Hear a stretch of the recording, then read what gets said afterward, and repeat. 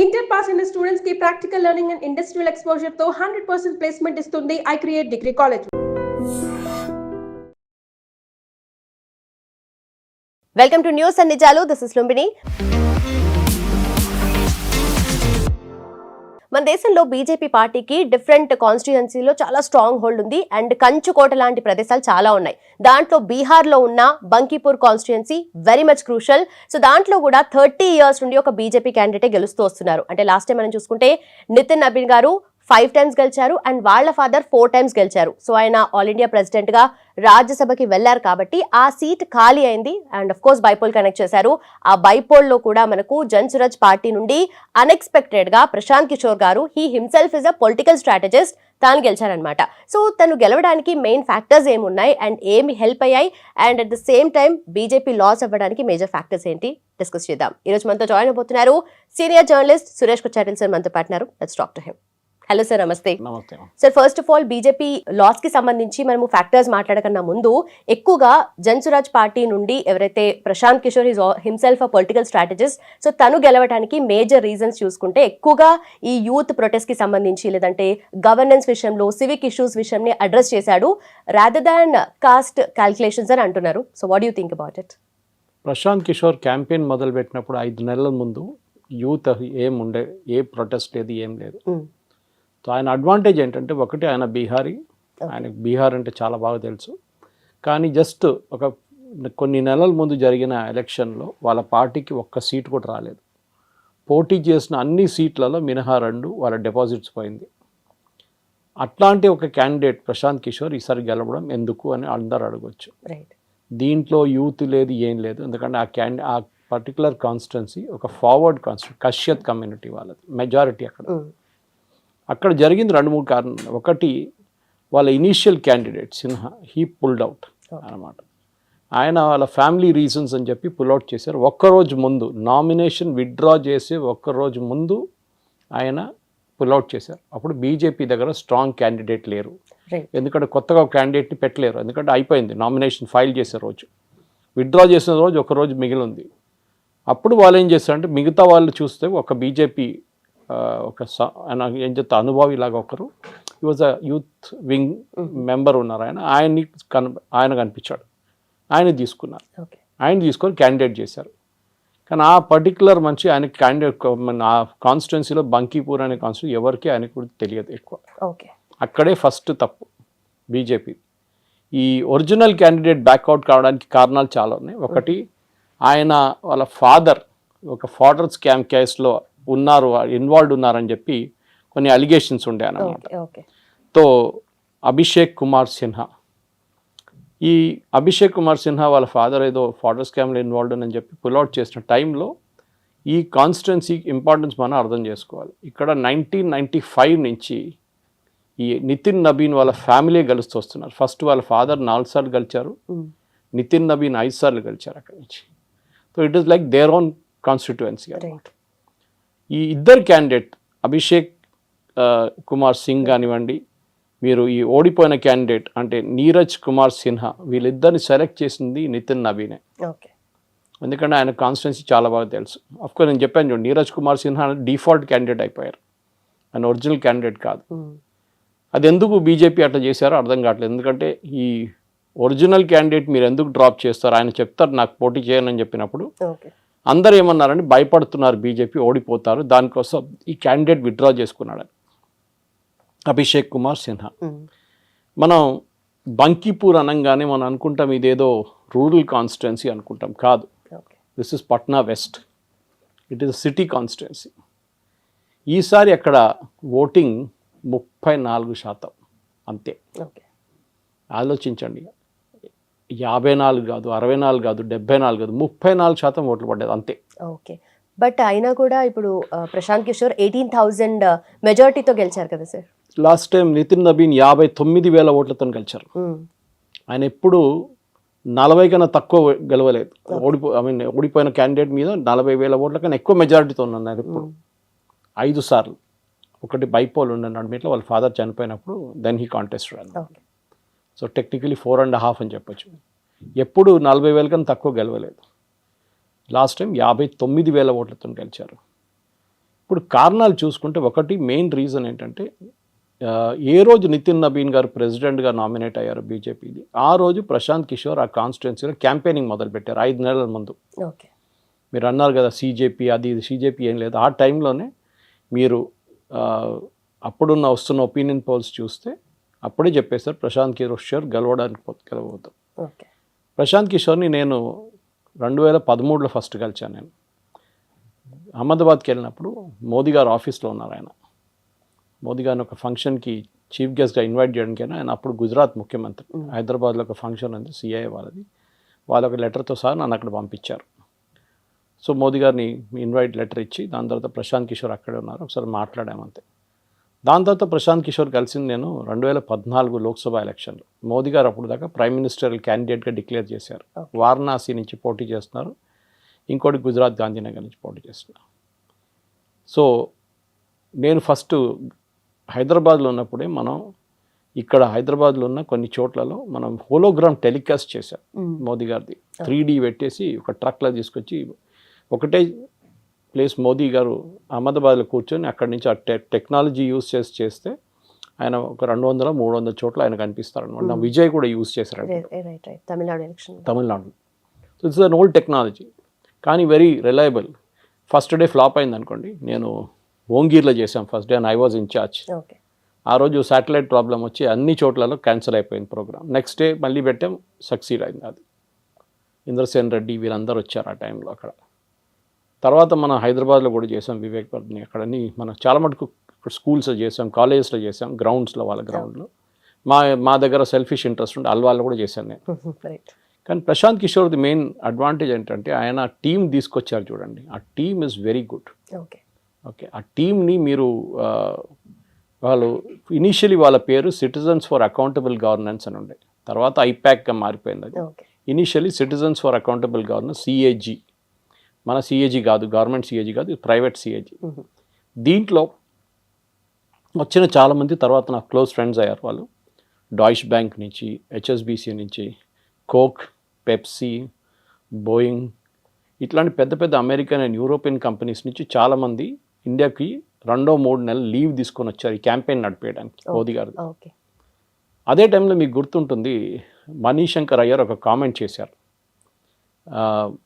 టాకటోరా స్టేడియంలో AICC meeting నడుస్తున్నప్పుడు ఎవరు ఛాయ్ తాగుతా, ఈ ఛాయ్ అమ్మడానికి మోదీ గారు వచ్చి ఇక్కడ ఛాయ్ అమ్మొచ్చు, ఆయన ప్రధానమంత్రి కాలేరని చెప్పారు. ఒక ఇన్సల్ట్ లాగా ఉండేది. మోదీ గారు ఏం ప్రధానమంత్రి అవుతారు, ఇక్కడ ఛాయ్ అమ్మొచ్చు కావాలంటే అన్నారు. దాన్ని పికప్ చేసుకున్నారు ప్రశాంత్ కిషోర్ ఇమీడియట్లీ. దాన్ని ఛాయ్ పే చర్చగా మార్చేశారు. It became a big hit. ఇప్పుడు మళ్ళీ యూస్ చేశారు దీన్ని. సో దీన్ని కూడా యూస్ చేశారు ఆయన.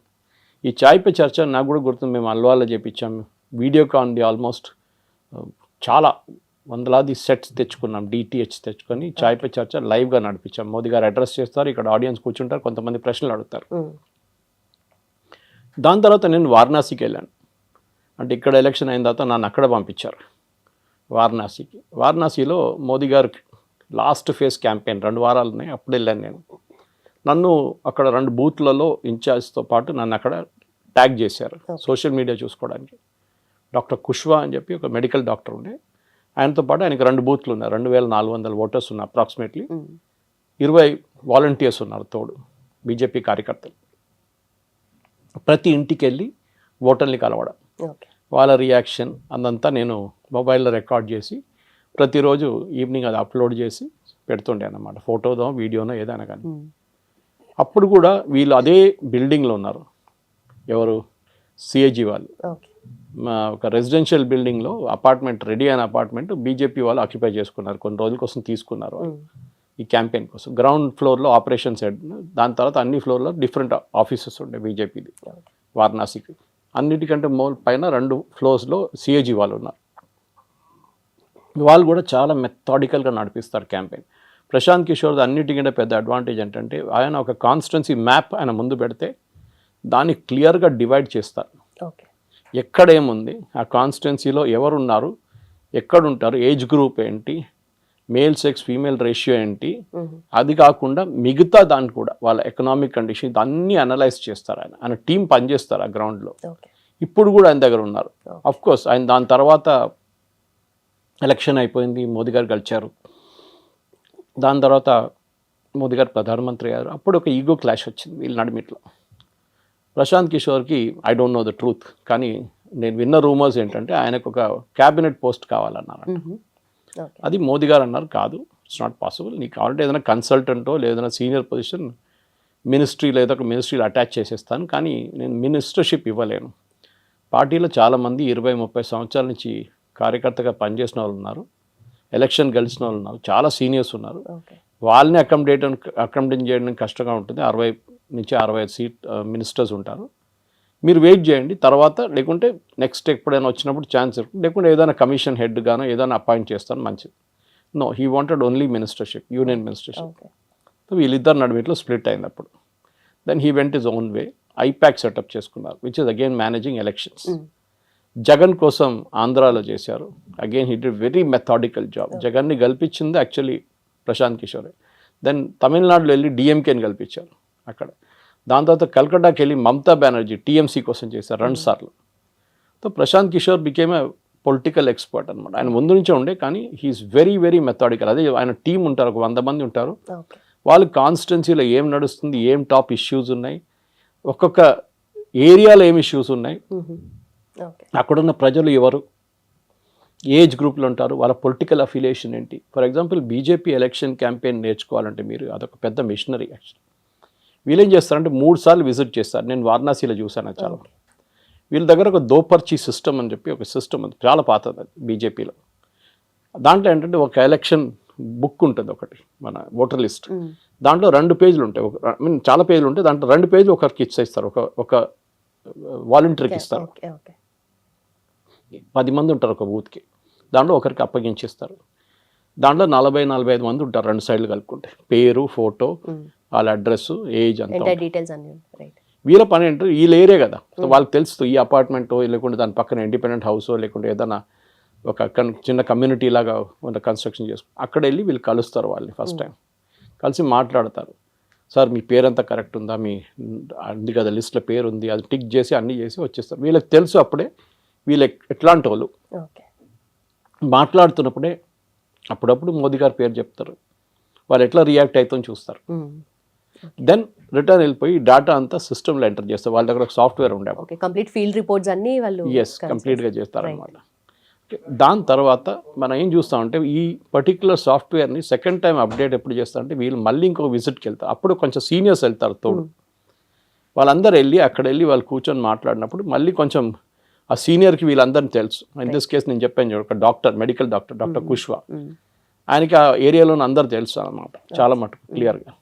సో డాక్టర్ కుష్వా మాట్లాడుతూ ఫ్యామిలీ రిలేషన్షిప్ అది ఇది అని మాట్లాడి కొంచెం రిలేషన్షిప్. సో నేను చూసాను at close up and personal BJP election machinery ఎట్లా పనిచేస్తున్నారు. దాన్ని మీరు 534 లోక్సభ కాన్స్టిట్యున్సీస్ మల్టిప్లై చేస్తే మీకు తెలిసిపోతుంది వాళ్ళు ఎందుకు గెలుస్తారు. ఈవెన్ రాజ్దీప్ సర్దేశాయ్ ఒక పుస్తకం రాశారు దీని మీద, హౌ బీజేపీ వార్ మెషిన్ అంటారు. వాళ్ళు ఒక కాన్స్టిట్యున్సీ అనగానే వెళ్ళిపోతారు వాళ్ళకి. బంకిపూర్లో ఎందుకు జరిగింది, ఎందుకంటే అటువైపు ఈక్వల్లీ కేపబుల్ ఒక మనిషి ఉన్నాడు, if not more. And centralised power మొత్తం ఇప్పుడంతా ఒకే కాన్స్టిట్యున్సీ కాబట్టి దాని మీదే పెట్టారు. సో అక్కడున్న ప్రజలు చూసినప్పుడు ఏంటంటే, ఒకటి ఈ బీజేపీ ఈసారి నెగటివ్ క్యాంపెయిన్ బీజేపీ ఎక్కడ వెళ్ళిందంటే కష్యత్ కమ్యూనిటీ, అక్కడ ఉన్న ఫార్వర్డ్ కమ్యూనిటీ. వీళ్ళు బీజేపీ చాలా మటుకు వాళ్ళకి ఒక ఒపీనియన్ ఏం వచ్చిందంటే, మా పిల్లలకు ఉద్యోగం రావట్లేదు, మా పిల్లలకి అడ్మిషన్ రావట్లేదు, మా పిల్లలకి ఈ రిజర్వేషన్ వచ్చిన దాంతో మా పిల్లలకి అసలు ఎంత మంచి మార్కులు తెచ్చుకున్నా అడ్మిషన్ రావట్లేదు, దాంతో ఉద్యోగం రావట్లేదు. వాళ్ళకు ఒక కోపం ఉండేది, అది బీజేపీ ఇగ్నోర్ చేశారు. వేరే ప్రశాంత్ కిషోర్ పికప్ చేశారు. అది ఆయన ఏం ప్రామిస్ చేయలేదు, సింపథైజ్ చేశారు. నేను అదే మళ్ళీ క్యాంపెయిన్స్లో ఎప్పుడు చెప్తుంటాను, ఎందుకంటే చాలా క్యాంపెయిన్స్ చూశాను నేను. 1970s నాయన్ నరసింహారెడ్డి గారు ఫస్ట్ టైం జనతా పార్టీ నుంచి పోటీ చేస్తున్నప్పుడు మా కాలనీ జమస్మానేకి వచ్చారు. ఆయన ముషీరాబాద్ నుంచి పోటీ చేశారు. జార్జ్ ఫెర్నాండెస్ గారు ఆయన తీసుకొచ్చారు మా దగ్గరికి. మాకు జార్జ్ ఫెర్నాండెస్ అంటే దేవుడు సమానం అన్నమాట ఆ టైంలో. That tall a leader. So అప్పటి నుంచి పాలిటిక్స్ చూసుకుంటూ వస్తున్నాం మేము. నాకైతే జనతా పార్టీ, దాని తర్వాత బీజేపీ వచ్చింది. బీజేపీకి 1984లో 2 సీట్లు గెలిచారు. ఒకటి హన్మకొండ నుంచి జంగారెడ్డి గారు, ఇంకా మన అక్కడి నుంచి జంగారెడ్డి గారు, మళ్ళీ మేసానా నుంచి ఆకార్ పటేల్. ఇక్కడ జంగారెడ్డి గారు, అక్కడ ఆకార్ పటేల్, ఇద్దరే ఉన్నారు ఎంపీస్ బీజేపీకి 1984. అక్కడి నుంచి వాళ్ళు ఇంక్రీజ్ అయ్యి ఇప్పుడు వాళ్ళ దగ్గర గవర్నమెంట్ 3 సార్లు గవర్నమెంట్ నడిపిస్తున్నారు వాళ్ళు. టోటల్ ఈవెన్ 300 క్రాస్ అయింది 2019లో. 2024లో తగ్గి 240కి వచ్చింది అది. ఓకే, సో మనం అర్థం చేసుకోవాల్సింది ఏంటంటే వీళ్ళ వైపు నుంచి బీజేపీకి ఒక అడ్వాంటేజ్ పట్నా వెస్ట్లో ఉండే, దట్ ఈస్ బంకీపూర్లో, అది వాళ్ళు దే హ్యావ్ లిటరలీ స్క్వాండర్డ్ అంటారు ఇంగ్లీష్లో, పోయింది వాళ్ళ దగ్గర నుంచి. ఎందుకంటే వాళ్ళు క్యాండిడేట్ సెలక్షన్లో ఫెయిల్ అయ్యారు ఫస్ట్. సెకండ్, వాళ్ళు క్యాంపెయిన్ చాలా మటుకు ఏం చేయలేకపోయారు అక్కడ, ఎందుకంటే పాజిటివ్గా ఏం కన్వే చేయలేకపోయారు. నితిన్ నబీన్ గారు వాళ్ళు అనుకున్నారు, ఒక స్టేట్మెంట్ వచ్చింది, అది ఏఐ బేస్డ్ అంటున్నారు, ముఖ్యమంత్రి పేరు మీద. ఓ రవిశంకర్ ప్రసాద్ గారు, ఆయన ఎంపీ అక్కడి నుంచి. Okay, he the part of the ఈ బంకీపూర్ అని చెప్పేది పట్నా వెస్ట్, అక్కడ ఒక కాన్స్టిట్యున్సీ, అసెంబ్లీ కాన్స్టిట్యూన్సీ, ఆ సెగ్మెంట్లో వీళ్ళిద్దరు పేర్లు ఎవరిలో పేర్లో ఒక ఆడియో క్లిప్ వెళ్ళింది బయటికి. ఏ కుక్కనా పిల్లిని అక్కడ నిలబడిపిస్తే బీజేపీ పేరు మీద వాళ్ళు గెలుస్తారు అని చెప్పి గ్రాంటెడ్గా తీసుకున్నారేమో అని చెప్పి దట్ డ్యామేజ్ బీజేపీ కన్సిడరబ్లీ. తర్వాత అది ఏ అయింది, పోలీస్ కంప్లైంట్ ఫైల్ చేశారు, కానీ డ్యామేజ్ వాజ్ డన్. అంటే you have taken it for granted. BJP voter ఎవరికి వేస్తారు, ఫార్వర్డ్ కమ్యూనిటీకి అసలు వాళ్ళు మనకే వేస్తారు, ఇంకెవరికి వేయరు అని చెప్పి ఒక ఫీలింగ్ ఉండే అన్నమాట. అది బీజేపీ చేసిన పెద్ద తప్పు. ఎందుకంటే ఫార్వర్డ్ క్యాస్ట్ని they taken it for granted. ఇది మనం దీనికన్నా ముందు 2024 లోక్సభ ఎలక్షన్లు చూసాం మనం. అప్పుడు ఉత్తరప్రదేశ్లో యోగి ఆదిత్యనాథ్ గారు సెలెక్ట్ చేసిన క్యాండిడేట్స్ని రిజెక్ట్ చేసి కొత్త క్యాండిడేట్స్ని పెట్టారు బీజేపీ. అది చేసిన పెద్ద తప్పు. దాంతో బీజేపీ 80 సీట్లలో చాలా తక్కువ 30+ సీట్లోనే గెలిచారు బీజేపీ. అది సెలెక్షన్ క్యాండిడేట్స్. ఎందుకంటే యూపీ, బీహార్ లాంటి మన ఆంధ్ర లాగానే క్యాస్ట్ చాలా ఇంపార్టెంట్ ఫ్యాక్టర్. దాంతోపాటు సబ్ క్యాస్ట్ చాలా ఇంపార్టెంట్ ఫ్యాక్టర్. దాంతోపాటు మీరు క్యాండిడేట్ ఎక్స్పీరియన్స్ మీద ఉంటుంది. ఫర్ ఎగ్జాంపుల్ మధ్యప్రదేశ్లో జరిగిన ఎలక్షన్లో అక్కడ కూడా బైపోల్ ఉండే. అక్కడ బీజేపీ ఒక స్ట్రాంగ్ క్యాండిడేట్ ఉండే వాళ్ళ దగ్గర. అఫ్కోర్స్ అది కాంగ్రెస్ సిట్టింగ్ సీట్, అక్కడ ఉన్న లెజిస్లేటర్ డిస్క్వాలిఫై అయిపోయారు ఏదో ఫ్రాడ్ కేసులో. సో బైపోల్ జరుగుతుంది, కొత్త క్యాండిడేట్ని కాంగ్రెస్ తీసుకొచ్చారు. ఆ కాంగ్రెస్ క్యాండిడేట్ మీద చాలా కరప్షన్ అలిగేషన్స్ ఉంది, కానీ వాళ్ళు క్యాండిడేట్ మార్చలేదు, ఎందుకంటే ఇది వెరీ స్ట్రాంగ్ గై. కరప్షన్స్ అలిగేషన్ ఉండి అన్నారు. అదే టైంలో ఇక్కడ బంకీపూర్లో క్యాండిడేట్ని రీప్లేస్ చేశారు. ఆయన తప్పు కూడా కాదు, వాళ్ళ నాన్నగారిది ఏదో ప్రాబ్లం ఉందని చెప్పి పాపం క్యాండిడేట్ని తీసేశారు. వాళ్ళు ఏమనుకున్నారంటే ప్రశాంత్ కిషోర్ దీనంటే పడతాడు, కరప్షన్ అలిగేషన్స్ అని చెప్పి దాని పక్కన జరిపేశారు. మధ్యప్రదేశ్ అదే జరిగింది. ఆ స్ట్రాంగ్ క్యాండిడేట్ని తీసి ఏదో వీక్ క్యాండిడేట్ని తీసుకొచ్చి పెట్టారు బీజేపీ. 6,000 ఓట్లతో అక్కడ కూడా ఓడిపోయారు. గుజరాత్లో గెలిచారు, అది వాళ్ళ సేఫ్ ఏరియా, వాళ్ళు గెలిచారు. కానీ ఈ 2 సీట్లలో మీరు చూస్తుంది ఏంటంటే బీజేపీ ఒక ఏం చెప్తారు, మేము ఎట్లయినా కలిసేస్తాంలే అని చెప్పి ఒక యాటిట్యూడ్ వచ్చేస్తుంది. ఇంకోటి ఎక్స్పెరిమెంటేషన్ చేస్తున్నారు, కొత్త క్యాండిడేట్ని తీసుకొచ్చి బ్యాక్ సీట్ డ్రైవింగ్ అంటారు మన దాంట్లో పొలిటిక్స్లోది. ఇప్పుడున్న బీహార్ ముఖ్యమంత్రి కానీ, ఒరిస్సా ముఖ్యమంత్రి కానీ, మధ్యప్రదేశ్ ముఖ్యమంత్రి కానీ, రాజస్థాన్ ముఖ్యమంత్రి, వీళ్ళందరూ న్యూబీస్, కొత్త వాళ్ళు. Even Haryana to certain extent. Experience ఉన్న శివరాజ్ సింగ్ చౌహాన్ కానీ, అక్కడ స్కిండియా కానీ మేడం, ఇక్కడ ఒరిస్సాలో it could have been Dharmendra Pradhan. Okay, అట్లాంటి క్యాండిడేట్స్ని పెట్టకుండా వీళ్ళేం చేశారు, కొత్త వాళ్ళని తీసుకొచ్చారు. దాంతో బీజేపీకి ఇప్పుడు స్టేట్స్లో ఒక ల్యాక్ క్లస్టర్ పర్ఫార్మెన్స్ అవుతుంది. బీహార్ ముఖ్యమంత్రి ఎవరు అనగానే మీకు ఇమీడియట్గా మీకు పేరు రాదు. ఇనీషియలీ నితీష్ కుమార్ అంటారు మీరు అప్పుడు, లేకుంటే మన ఇక్కడ ఛత్తీస్గఢ్లో డాక్టర్ రమన్ సింగ్ అంటారు, మధ్యప్రదేశ్లో శివరాజ్ సింగ్ చౌహాన్, ఇట్లాంటి రాజస్థాన్లో స్కిండియా మేడం, వాళ్ళందరూ ఉన్నారు. ప్రాబ్లం ఏంటంటే వీళ్ళని రీప్లేస్ చేసి ఒక న్యూ బ్లడ్ని తీసుకురావడానికి బీజేపీ ట్రై చేశారు. దాంట్లో హైకమాండ్ తప్పు ఉంది. ఎప్పుడైనా ఒక పార్టీ ఎలక్షన్ నడిపిస్తున్న ఒక mix of experience and freshers ఉండాలి. మీరు అందరు ఫ్రెషర్స్ తీసుకొస్తే ఇదే ప్రాబ్లం అవుతుంది. కాంగ్రెస్ అది చాలా క్లియర్గా హ్యాండిల్ చేసుకున్నారు, వాళ్ళు అడ్వాంటేజ్ తీసుకున్నారు దాన్ని. అఫ్కోర్స్ బీహార్లో వాళ్ళకి ప్రెసెన్స్ ఎక్కువ లేదు, బట్ అయినా కూడా ఇది ప్రశాంత్ కిషోర్ వాడుకున్నారు కదా, అంటే వీళ్ళకి ఒక్కరు కూడా నమ్మకస్తులు లేరు క్యాండిడేట్ ఇక్కడ అని చెప్పేసి చెప్పారు కూడా. అది ఈ ran his campaign on that last week, ఎందుకంటే 2 weeks ఉంటుంది కదా క్యాంపెయిన్ టైం. ఆయన దానికన్నా 4 నెలల ముందే మొదలు పెట్టాడు. ఆయనకి లాస్ట్ 2 weeksలో ఆయన దీని మీద వచ్చారు, నేను ఎట్లయినా గెలవబోతున్నాను, వీళ్ళు భయపడుతున్నారు, దానికోసం క్యాండిడేట్ని మార్చారు. ఒరిజినల్ క్యాండిడేట్ పారిపోయాడు, నేను ఆయన గెలవలేడని చెప్పేసి నాకే ఓటేసి వేస్తారు. అంటే ఎంత పెద్ద మార్జిన్ ఏం కాదు. నితిన్ నబీన్ గెలిచిన 59,000 చూస్తే 19,000 ఏం కాదు, 40,000 ఓట్లు తక్కువ మెజారిటీకి. కానీ ఓట్ పర్సంటేజే పడిపోయింది. ఓట్ పర్సంటేజ్ 34% అంటే చాలా తక్కువ. అఫ్కోర్స్ అర్బన్ సెగ్మెంట్స్లో ఎప్పుడు మీరు హైదరాబాద్ కూడా చూడండి 50-55 ఉంటుంది అంతే. హైదరాబాద్ అంటే మెడ్చల్ మల్కాజిగిరి, హైదరాబాద్, మన సైబరాబాద్ అన్నీ కలుపుకుంటే ఇక్కడ ఉన్న అన్ని కాన్స్టిట్యున్సీలో 50-55 దానికన్నా పైకి వెళ్ళదు. ఓకే. బహుశా ఈసారి ఇంక్రీజ్ అవుతుంది, ఎందుకంటే ఫేక్ ఓటర్స్ అందరిని తీసేసినప్పుడు ఒక 65-70 దాకా వెళ్తుంది ఈసారి. ఇది ఒక లెసన్ బీజేపీకి. ఓకే. దీనిలో కొంతమంది సీజేపీ అని చెప్పారు, సీజేపీకి ఏం ఇన్ఫ్లుయెన్స్ లేదు, ఎందుకంటే ఈ ఎలక్షన్ క్యాంపెయిన్ దానికన్నా ముందే డిసైడ్ అయిపోయింది. Right. Okay, it was purely Prashant Kishor's ఒక పర్సనల్ కరిష్మా అని చెప్పొచ్చు. నేను ఒక బీహారీ అండ్ మోదీ గారు ఏం చెప్పారంటే అక్కడ ఫస్ట్ బీహార్లో అసెంబ్లీ ఎలక్షన్ జరిగినప్పుడు మీ పిల్లలకి నేను డేటా ఇస్తాను, వాళ్ళు నేర్చుకోవచ్చు అని చెప్పారు. అంటే కంప్యూటర్ నేర్చుకోవచ్చు, ఇంటర్నెట్ యాక్సెస్ చేసుకోవచ్చు, డేటా ఇస్తున్నాను మీకు అని చెప్పేసి. ప్రశాంత్ కిషోర్ దాన్ని రివర్స్ చేసామన్నా అంటే మాకు మా బేటా ఇవ్వండి, మాకు డేటా వద్దని. దానికి కారణం ఏంటంటే బీహార్ నుంచి చాలామంది యంగ్స్టర్స్ ఉద్యోగం కోసం బయట వెళ్ళి పనిచేస్తారు. ఓకే, మీ హైదరాబాద్ చూడండి, మీరు చెన్నై చూడండి, బెంగళూరు చూడండి, కేరళ వెళ్ళండి, ప్రతి స్టేట్లో బీహార్, యూపీ, అస్సాం వాళ్ళు కనిపిస్తారు. And specially Bihar. North Indians మనకు ఒక సౌత్ ఇండియన్స్కి ఒక యాటిట్యూడ్ ఉంది, ఎవరు కనిపిస్తే కానీ వాడిని బీహారీ అంటారు నార్త్ ఇండియన్, మనకి మద్రాసి అంటుండే ముందు అట్లనే. So same thing for Bihar, ఒక ఇన్సల్ట్ వర్డ్ లాగా అయిపోయింది అది. సో ప్రశాంత్ కిషోర్ దాన్ని క్యాంపెయిన్లో యూజ్ చేశారు. బీహారీ అని బయట సౌత్ ఇండియాలో మమ్మల్ని ఇన్సల్ట్ చేస్తారు. ఒక తమిళనాడు పొలిటీషియన్ అయితే డిఎంకేది వీళ్ళు పానీపూరి అమ్ముతారు, ఇక్కడ వచ్చి వీళ్ళు టాయిలెట్ కడుగుతారు మా దగ్గర అని చెప్పారు. So it was very damaging statement. North Indian వాళ్ళు పాపం కష్టపడి పనిచేస్తారు. సరే ఛత్ పూజ టైంలో ఒక నెల పాటు వాళ్ళు వెళ్ళిపోతారు, వాళ్ళు ఉండరు, తర్వాత వస్తారు, తిరిగి వస్తారు. సో బీహార్లో ఎంప్లాయ్మెంట్ లేదు. ఒక మినరల్ రిచ్ స్టేట్ జార్ఖండ్ పక్కన వెళ్ళిపోయినట్టు బీహార్కి రెవెన్యూ తగ్గిపోయింది.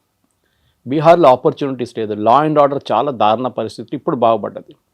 ఎవరు ఇండస్ట్రీలో అక్కడ ఇన్వెస్ట్ చేయడానికి రావట్లేదు, అది పెద్ద ప్రాబ్లం. సో ఉద్యోగాలు లేవు, సో పిల్లలు ఏం చేస్తారు, బయట వెళ్ళి పనిచేస్తారు. అదే 20,000 25,000 వాళ్ళకి ఎక్కువ అమౌంట్ అడగట్లేదు, 20,000-25,000 వాళ్ళకి బీహార్లో దొరికితేనే వాళ్ళ ఇంట్లో ఉండి అక్కడ పని చేసుకుంటారు. ఈ రెంట్ ఇవ్వక్కర్లేదు, ఫ్యామిలీ నుంచి సపరేట్ అయ్యి ఒక సంవత్సరం ముందు బయట ఉండలేదు, వాళ్ళే వండుకోవాలి, ఇదంతా ప్రాబ్లమ్స్ ఉంటుందన్నమాట. అది చూసినప్పుడు బీహార్ని డెవలప్ చేయడానికి ఒక విజన్గా ప్రశాంత్ కిషోర్ ఒక విజన్ తీసుకొచ్చారు ఈ 4 నెలల క్యాంపెయిన్లో. ఇదంతా పబ్లిక్ మర్చిపోయారు. మన దగ్గర ఉన్న పబ్లికేషన్స్ అంతా దీనికి వెళ్ళలేదు. ఆయన 4 months బిఫోర్ ఏం జరిగింది బీహార్లో ఉన్న న్యూస్ పేపర్లు తీసి చూస్తే మీకు కనిపిస్తుంది అదంతా. He was talking of data versus బేటా. సో ఇదన్నమాట main pitch of Prashant Kishor. Employment తీసుకురావాలి బీహార్కి, అది పాసిబ్లీ బీజేపీ ఫెయిల్ అయింది చెప్పడం క్యాంపెయిన్ స్టేట్మెంట్ చేయలేకపోయారు వాళ్ళు. అలాగే బీజేపీలో ఎవరైతే ఫార్వర్డ్ కాస్ట్ ఓటర్స్ ఉన్నారో, లాయల్ ఓటర్స్ ఇక్కడికి షిఫ్ట్ అయ్యారు జనసూరజ్ పార్టీకి. అండ్ దాంతోపాటు ఆర్జేడీ ఎలాగో గెలిచే సూచనలు కనిపించట్లేదు కాబట్టి సరే అదేదో ఓటు మనము ప్రశాంత్ కిషోర్కే వేద్దాం అన్నట్టుగా కూడా షిఫ్ట్ అయింది. అంటే ఒక స్ట్రాటజిక్ గా షిఫ్ట్ అనేది జరిగింది అన్నట్టుగా కూడా వినిపిస్తుంది. ఇన్ఫాక్ట్ మిసా భారతి, లాలూ ప్రసాద్ కూతురు, ఈ రిజల్ట్ వచ్చిన రోజు సాయంత్రం లోక్సభ పార్లమెంట్ బయట ఎన్డీటీవీకి ఒక వీడియో బయట ఇచ్చారు. ఆమె ఏం చెప్పిందంటే ఇది కావాలని చెప్పి బీజేపీ వాళ్ళు ఓట్ ట్రాన్స్ఫర్ చేశారు ప్రశాంత్ కిషోర్ కని. అది మనం యాక్చువల్లీ ఫస్ట్ నవ్వుతాం, కానీ యాక్చువల్ చూసే ఒక స్ట్రాటజిక్ మూవ్. తర్వాత నేను అదే రోజు సాయంత్రం నాకు ఒక వాట్సాప్ మెసేజ్ వచ్చింది, దాంట్లో జోసెఫ్ విజయ్ని తీసుకొచ్చి డిఎంకేని ఫినిష్ చేశారు బీజేపీ, ఇక్కడ ప్రశాంత్ కిషోర్ని తీసుకొచ్చి బీహార్లో ఆర్జేడీని ఫినిష్ చేసేస్తారా? అప్పుడు ఏమవుతుంది, ఆర్జేడీ ఉండదు, కాంగ్రెస్ ఉండదు, it will be Prashant Kishor versus BJP. ఇది బీజేపీ ఆడుతున్న గేమ్ ప్రతి స్టేట్లో. మహారాష్ట్రలో షిండే, కర్ణాటకలో కుమారస్వామిని వైపౌట్ చేసేసారు కంప్లీట్గా, బీహార్లో నితీష్ కుమార్ని పంపించేసి బీహార్ కూడా మొత్తం next election BJP maximum seat పోటీ చేస్తారు. ఇదంతా ఒక కన్సాలిడేషన్ నడుస్తుంది. మమ్మల్ని కావాలని చెప్పి మా పార్టీని బీహార్ నుంచి మొత్తం వైపౌట్ చేయడానికి బీజేపీ ఆడిన గేమ్ అని చెప్పి మీసా భారతి అలర్ట్ చేస్తుంది. ఆమె చెప్పిన దాంట్లో there is some truth to it. ఎందుకంటే ఈ ఓట్స్ మీరు చెప్పింది అదే ఫ్యాక్టర్. ఈ ఫార్వర్డ్ కాస్ట్ ఓట్ వాళ్ళేమనుకున్నారు, ఈ లాలూకి ఇచ్చే బదులు వీళ్ళు గెలిచే బదులు we will give it to Prashant Kishor. ఆయన రేపు మార్పు తీసుకొస్తాడో, ఆయన తీసుకొచ్చిన జనసురాజ్ పార్టీలో వాళ్ళు ఒక పొలిటికల్ ఫోర్స్గా బీహార్లో వస్తారు, అది చాలా డౌట్ఫుల్. ఇక్కడ బీహార్ ఇస్ క్యాస్ట్ పాలిటిక్స్. యాదవ్లు, బ్యాక్వర్డ్ క్లాసెస్ ఉన్నారు, కశ్యత్ ఈ ఫార్వర్డ్ క్యాస్ట్ ఉన్నారు, భూమిహార్స్, ఇదంతా చాలా మటుకు వీళ్ళ దగ్గర క్యాస్ట్ ఈక్వేషన్స్ ఆడుకుంటుంది అనమాట బీహార్లో. Then minorities, Muslims. మీరు బీహార్లో సీమాంచల్ రీజన్లో చూస్తే ఓవైసీ వాళ్ళ పార్టీ 5 సీట్లు గెలిచారు అక్కడ. Okay, that's a Muslim strong hold because border with west Bengal, అక్కడ నుంచి జార్ఖండ్ నుంచి వస్తున్న అది అటువైపు నుంచి. సో ఇది ఈవెన్ బంకీపూర్లో 40,000 ఓట్లు ఉన్నాయి ముస్లిమ్స్. అది ఎక్కడ పోయిందో తెలియదు. వస్తే ఆర్జేడీకి రావాలి ఉండే కదా, వాళ్ళు ప్రశాంత్ కిషోర్కి వేసారా అది తెలియదు మనకి, ఎందుకంటే 37% ఓట్లు పడ్డది. అది ఎవరు వేసారో మనకు తెలియదు కదా. సో వెన్ ఓవరాల్ అనలైజ్ చేస్తే కూడా ఈవెన్ 40,000ది మీరు 37-40% తీసుకుంటే కూడా ఒక 20,000 ఓట్స్ ఎవరికో వెళ్ళింది. ఎవరికి వెళ్ళింది? Did it go to Prashant Kishor or did it go to Lalu's party? వాళ్ళ పార్టీకి వెళ్ళలేదు, అందుకే అంత ఓటు లాలూ పార్టీకి రాలేదు, ఆర్జేడీ ప్రశాంత్ కిషోర్కి వచ్చింది. సో ఈ ముస్లిం ఓట్స్ కూడా టాక్టికల్గా షిఫ్ట్ అయిందన్నమాట. ఎందుకంటే మీరు దాని తర్వాత చూసిన క్యాండిడేట్స్కి అసలు ఏ ఓట్లు రాలేదు, 1000 ఓట్లు కూడా రాలేదు, 200, 300, 400 ఓట్లు వచ్చినాయి. సో ఒక టాక్టికల్ షిఫ్ట్, ఫార్వర్డ్ క్యాస్ట్ ఒక టాక్టికల్ షిఫ్ట్. 40,000 చాలా చిన్న నంబర్ ముస్లిం ఓట్స్, ఎందుకంటే 1,00,000 ఉంటే మీరు చెప్పొచ్చు, ఓన్లీ 40,000 ఓట్లే ఉన్నాయి. దాంట్లో కూడా స్ప్లిట్ జరిగింది ఒకటి. సో దానికి మిసాబారిచి చెప్పిన దానికి it makes a lot of sense. కావాలని చెప్పి బీజేపీ వాళ్ళు ఓట్ ట్రాన్స్ఫర్ చేసి మా పార్టీని బీహార్లో లేకుండా చేయడానికి చేసిన కుట్ర అని చెప్పి ఆమె మేనేజ్ చేసి చూడాలి అది నిజంగా జరిగిందో లేకుంటే ఇజుట ఆమె మైండ్లో ఒక కాన్స్పిరసీ థియరీ తీసుకొచ్చిందో తెలియదు. కానీ ఓవరాల్ లెసన్ బీజేపీకి ఒకటి ఏంటంటే, మోదీ గారి ఫోటో పెట్టి మీరు ఎప్పుడు ఎలక్షన్ గెలవలేరు. లోకల్ క్యాండిడేట్స్ వాళ్ళ స్ట్రెంగ్త్ చూపించాల్సిందే. ఒక కార్పొరేటర్ ఎలక్షన్లో డ్రైనేజు, రోడ్లు, ఎలక్ట్రిసిటీ, ఓకే వర్షం పడితే చెరువులు అయిపోతే రోడ్లు, మా ఇంటి లోపల నీళ్ళు వచ్చేస్తుంది, ఇట్లాంటి లోకల్ ఇష్యూస్ ఉంటుంది కార్పొరేటర్ లెవెల్లో. ఎమ్మెల్యే రాగానే కొంచెం పెద్ద సిమెంట్ రోడ్లు, దాని తర్వాత మా ఏరియాలో స్ట్రీట్ లైట్స్ పనిచేయట్లేదు, కొంచెం పెంచాలి, నీళ్ళు రావట్లేదు కరెక్ట్గా, అది కొంచెం ట్యాంకులు కట్టాలి పెద్దది, అట్లాంటి రిజర్వాయర్స్ కట్టాలి, అది వస్తుందన్నమాట. ఎంపీ వచ్చేదాకా it will be a different thing altogether. అది ఒక 6-7 అసెంబ్లీ సెగ్మెంట్స్ కలుపుకొని అక్కడున్న థిమాటిక్ థింగ్స్ వస్తుందన్నమాట. ఆ కాన్స్టిట్యున్సీ డెవలప్మెంటు, అక్కడ తీసుకురావాల్సిన ప్రాజెక్ట్స్, ఐటీ కంపెనీలు, ఫార్మా కంపెనీలు, మిగతా మ్యానుఫ్యాక్చరింగ్ కంపెనీస్ తీసుకురావాలంటారు. ఈ 3 సపరేట్ సెగ్మెంట్స్ ఉంటుంది. అప్పుడు మీరు ఓటర్ దగ్గర వెళ్ళినప్పుడు మీరు ఆ సెగ్మెంట్ మీద ఫోకస్ చేసి వెళ్ళాలి. బీజేపీ, కాంగ్రెస్ అందరు చేసిన తప్పు ఏంటంటే, వీళ్ళు ఎలక్షన్ ముందు వెళ్ళరు కాన్స్టిట్యున్సీకి. గెలిచిన ఎంపీ, ఎమ్మెల్యే అసలు కనిపించాడు, ఏదో ఇనాగరేషన్ ఉంటే వస్తాడు కానీ అసలు లేకుంటే రాడు. చెంచాలను పంపిస్తాడు, కార్పొరేటర్స్ పంపిస్తాడు, కార్పొరేటర్ వాళ్ళ చెంచాలను పంపిస్తారు. మీ అంటికి ఎప్పుడు వస్తారు వీళ్ళు? ఎలక్షన్ కన్నా ముందు వస్తారు. అప్పుడు దాకా 5 సంవత్సరాలు కనిపించారు వీళ్ళు. ఇది అన్నిటికంటే పెద్ద ఫాల్ట్. ఇది బీజేపీ కూడా చేస్తున్న తప్పు. నేను ఎన్నోసార్లు కొంతమందికి నా ద్వారా అడుగుతారు, సురేష్ గారు ఇట్లా ఉంది అంటే కాన్స్టిట్యున్సీ సంగతి అంటే నేను చెప్పాను. ఫర్ ఎగ్జాంపుల్ నేను మా కాన్స్టిట్యున్సీ మెడ్చల్ మల్కాజిగిరి ఈట్ల రాజేందర్ వాళ్ళ వైఫ్కి చెప్పాను నేను ఒకసారి. ఆమెతో నేను ఒక క్యాంపెయిన్ ట్రిప్లో వెళ్ళాను అనమాట, ఇక్కడ కుక్కట్పల్లి వైపు. అప్పుడు చెప్పాను, మేడం ఈ కాన్స్టిట్యున్సీలో 38 లక్షల ఓటర్స్ ఉన్నారు, బోడుప్పల్ నుంచి కుక్కట్పల్లి దాకా. మీరు look at the geography of this place.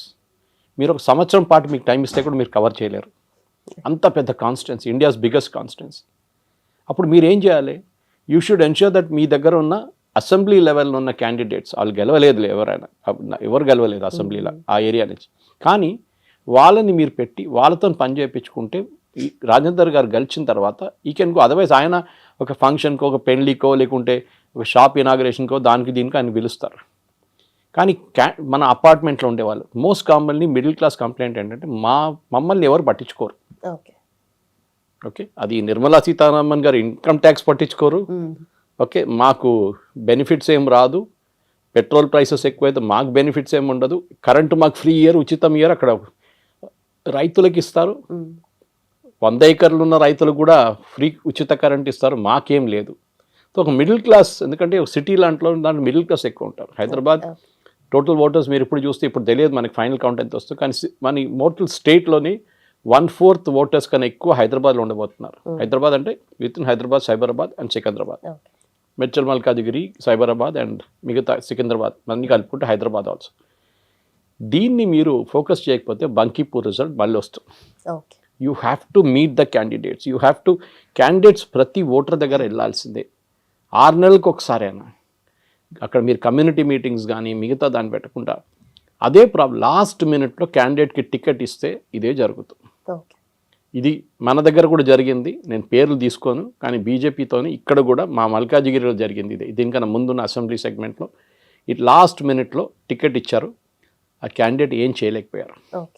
మీరు క్యాండిడేట్కి మినిమం 6 నెలలు టైం అని ఇవ్వాలి, especially one the candidate is not an MLA or MP. Congress వాళ్ళు గెలిచారనుకోండి, బీజేపీ వాళ్ళు అండ్ బీఆర్ఎస్ వాళ్ళు 6 నెలల ముందే క్యాంపెయిన్ మొదలు పెట్టాలి. అది కాకుండా లాస్ట్ మినిట్లో వచ్చి చేయి ఊపేసి 2 పబ్లిక్ మీటింగ్లు పెట్టి మోదీ గారు వచ్చారు కదా, మోదీ గారు ఫోటో పెట్టేసాను మేము కలిసి ఇస్తాం. సారీ, మోదీ గారు ఎప్పుడు మీకు ఓట్లు తీసుకురాలేరు. అట్లా ఆల్వేస్ డోంట్ అజ్యూమ్ దట్. ఎప్పుడు మోదీ గారు మిమ్మల్ని కల్పిస్తారని ఆ ఫాల్స్ నోషన్లో ఉండకూడదు. మీరేం చేస్తున్నారు? మీరేం వాట్ కైండ్ ఆఫ్ క్యాండిడేట్ అది? మీరు క్యాంపెయిన్ చేయండి, మీ పాజిటివ్స్ మీద క్యాంపెయిన్ చేయండి, పార్టీ గురించి చెప్పండి. మరి మోదీ గారు ఫోటో పెట్టి ఆయన అంటే మోదీ గారు మళ్ళీ అన్ని కాన్స్టిట్యున్సీ ఆయన ఎంపీ అయిపోతారు. మీరు ఎందుకున్నారు మళ్ళీ? ఇది పెద్ద ప్రాబ్లం. సో బంకీపూర్లో కూడా నితిన్ నబీన్ వస్తే గెలిచిస్తాం, కుక్క పిల్లిని పెట్టే కూడా బీజేపీ గెలిచిస్తారు. That is the wrong notion అన్నమాట. అది జరిగింది. ఎనీవే కోర్స్ కరెక్షన్ చాలా టైం ఉంది. ఇన్ఫాక్ట్ నిన్ననే మోదీ గారు నితిన్ నబీన్తో నితీష్ కుమార్తో మీటింగ్ జరిపారు. పాసిబుల్ రివ్యూ చేసి ఉంటారు ఏం జరిగింది. They would had an explanation. ఇది ఈ కారణంతో ఓడిపోయాం, కరెక్షన్ ఏం చేయాలో అని చెప్తారు దాని గురించి. కానీ బైపోల్లో ఓడిపోయిన దాంతో మోదీ గారు అయిపోయింది, సీజేపీ వచ్చేసి సీజేపీ వస్తే గుజరాత్లో ఏమైందండి? గుజరాత్లో ఓడిపోవాలి ఉండే కదా. So it is nothing to do with that. Purely local issues మీద జరిగింది. అక్కడున్న ముఖ్యమంత్రుల పర్ఫార్మెన్స్ మీద ఉంటుంది. క్యాండిడేట్ సెలెక్షన్ తప్పు జరిగింది. అదే మెయిన్ ప్రాబ్లం. బట్ ఇది మేజర్ కాన్స్టిట్యుయెన్సీ, అది కూడా బైపోల్ అయినప్పటికీ కూడా బీహార్లో ఉన్న బీజేపీ గవర్నమెంట్ అండ్ సీఎం క్యాండిడేట్కి కూడా ఇది నెక్స్ట్ వ్యతిరేకత అనేది చూపించడానికి ఒక మెసేజ్ లాగా తీసుకోవాలి గవర్నమెంట్ అని కూడా ప్రశాంత్ కిషోర్ క్లెయిమ్ చేస్తున్నారు కదా సార్. ఈ గవర్నమెంట్ వచ్చి బీహార్లో కొన్ని నెలలు అవుతుంది. సో వాళ్ళ పర్ఫార్మెన్స్ జడ్జ్ చేయడానికి టైం కాలేదు. ఇంకా దీనికన్నా ముందు నితీష్ కుమార్ గారు ఉండే, it was JDS government, JDU government. JDU government ఉన్నప్పుడు వాళ్ళ పర్ఫార్మెన్స్ మీరు మెజర్ చేయాలి ఉండే. కొత్త సీఎం వచ్చారు, ఆయన ఒక రెండు సంవత్సరాల తర్వాత you can start measuring him. ఎట్లా పర్ఫామ్ చేస్తున్నారు, ఏం చేస్తున్నారు అనేది. ప్రాబ్లం ఏంటంటే బీహార్లో అన్నిటికంటే పెద్ద ప్రాబ్లం ఎంప్లాయ్మెంట్. నేను అదే రిపీట్ చేస్తున్నాను మళ్ళీ. మీరు ఆ ఇష్యూ సార్ట్అవుట్ చేయకపోతే you're just brushing it under the carpet. మిగతా సిటీస్కి మిగతా స్టేట్కి వెళ్ళి పనిచేసే బదులు వాళ్ళకి అక్కడే ఉద్యోగం ఇప్పించండి. వాళ్ళు పెద్ద ఉద్యోగాలు అడగట్లేదు, వాళ్ళు ఏదో ఐటీ కంపెనీలు పెట్టమంటలేదు. మీరు మ్యానుఫ్యాక్చరింగ్ తీసుకురండి బీహార్కి.